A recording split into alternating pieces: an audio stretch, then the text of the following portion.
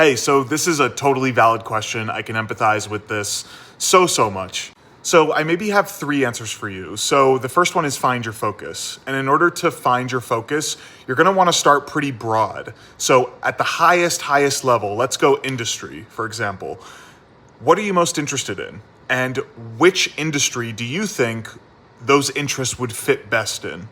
So take your skills, your interests, your experiences, maybe even coursework that you took, and attach that to an industry.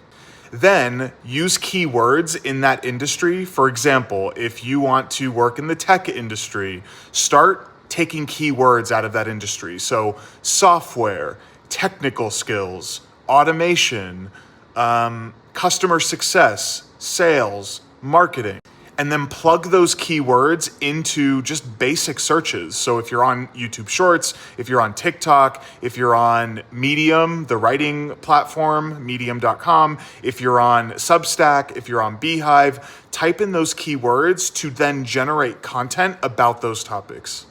Then what you're gonna find is, people talking about stuff that you're interested in. And then you're going to end up wanting to maybe follow those people because they're talking about stuff and topics that you're most interested in and that you're passionate about. And maybe that's how you start to generate your pool of people that you then are interested in continuing to learn from, and you want to follow their content and you want to be engaged with what they have to say because you respect them and what they have to say. The second thing I would say is, and many people might cringe hearing this, but I personally love LinkedIn. I think using LinkedIn is an underrated skill.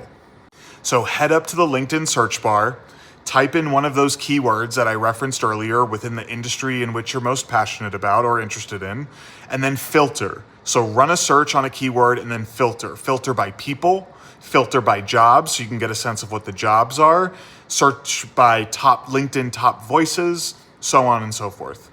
And once you run those searches, you're gonna start seeing content from those people and those organizations and so on and so forth. So it's important to utilize LinkedIn the best you can and almost curate what your feed is going to be showing you. A lot of people can say that LinkedIn can seem very busy and not valuable and it's just a bunch of spam and AI. But if you really take the time to curate your feed and follow people who you are most interested in, or not even people, just content. Maybe you don't even know the person, but they're posting great content, follow them.